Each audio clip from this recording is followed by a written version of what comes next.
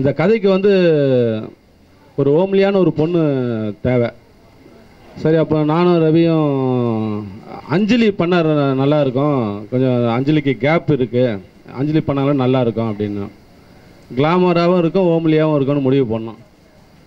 அப்புறம் அஞ்சலிக்கிட்ட ஒரு நாள் ஃபோனில் பேசினேன். பேசி கதை சொன்ன உடனே கதை பிடிச்சிருக்கு சார், நான் பண்ணுறேன் சார் இந்த ரோல் அப்படின்னாங்க. அப்புறம் வந்து பண்ணுறாங்கண்ணே.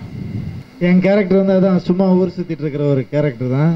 அது வந்து என்னென்னா 2 பேர் ஊர் சுற்றுற 2 பேர், அதில் நான் ஒருத்தன், இன்னொருத்தர் வந்து சூரி. இவங்க 2 பேர் வந்து சேர்ந்து வந்து ஊரை என்ன பண்ணுறாங்கன்ற ஒரு விஷயம் ஒன்று இருக்கும். ஃபர்ஸ்ட் ஹாஃபில் அது போகும். அதுக்கப்புறமா பல கேரக்டர்ஸ் வந்து ஜாயின் ஆகும். ஸோ அதில் என்ன நடக்குது அதில்ன்றது தான் ஒரு அதுதான் கதை. எனக்கு வந்து இது வரைக்கும் இல்லை, ரொம்ப வருஷம் ஆயிடுச்சு. நான் வந்து வில்லேஜ் சப்ஜெக்ட் பண்ணி ரொம்ப வருஷம் ஆயிடுச்சு. ஸோ சுராஜ் சார் கூட மறுபடியும் இந்த சப்ஜெக்ட் வந்து எனக்கு ரொம்ப பிடிச்சிருந்துச்சு. கேட்கும் போதே வந்து சிரிச்சுக்கிட்டே இருந்தேன். நான் மொத்த டைமும் சிரிச்சுக்கிட்டே இருந்தேன். அவ்வளோ அழகான ஒரு காமெடி. ஸோ நிச்சயமாக எனக்கு புதுசான ஒரு கேரக்டராக தான் இருக்கும். தமிழ் படம் திருப்பி பண்ணால் நல்ல ஸ்டோரியில் தான் பண்ணணும் அப்படின்னு நினச்சேன். ஸோ எனக்கு சுராஜ் சார் சொன்ன ஸ்கிரிப்ட் நல்லா இருந்தது. எப்படி சொல்கிறது, முந்தி பண்ண அதே கேரக்டர் மாதிரி இல்லாமல் ஒரு 2-3 ஷேடு இருக்குது என் கேரக்டருக்கு. ஸோ அது பிடிச்சிருக்கு, அதை பண்ணுறது.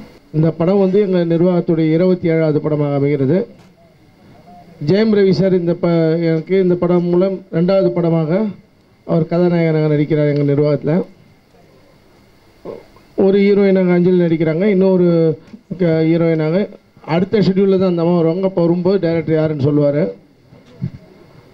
சூரி உங்களுக்கு தெரியும், இன்றைக்கி சூரி இல்லாத காமெடி படமே கிடையாது. அதனால் இந்த படம் காமெடி உள்ள கருத்துள்ள படமாக இருக்கிறதுனால சூரி கண்டிப்பாக இருக்கார்.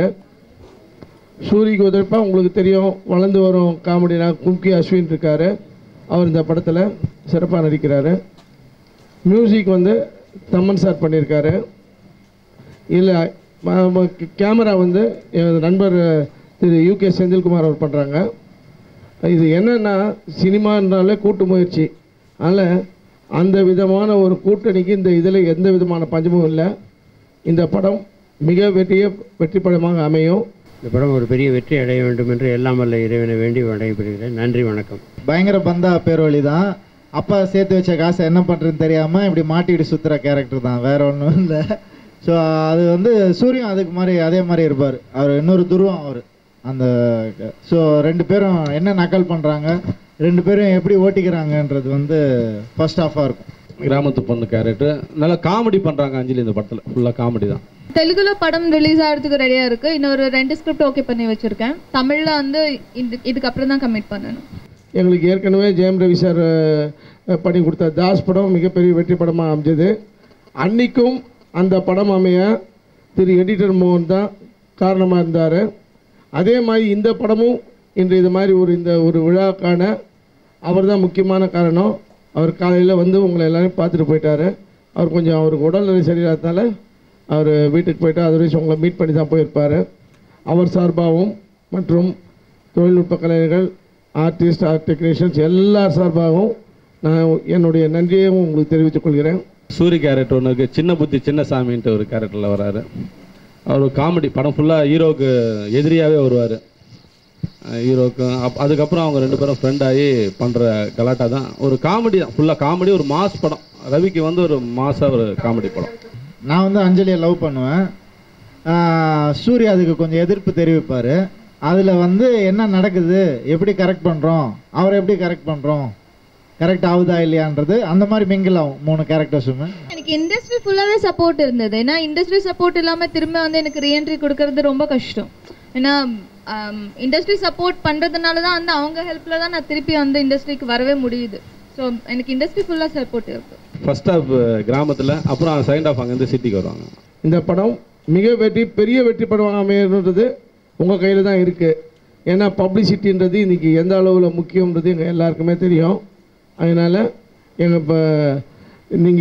எங்கள் படத்திற்காக எவ்வளவு உறுதுணையாக இருக்கணுமோ அவ்வளோ உறுதுணையாக இருக்க வேண்டும். உங்களை சிறந்தாழ்த்தி கரம் கூப்பி கேட்டுக்கொள்கிறேன். நன்றி, வணக்கம்.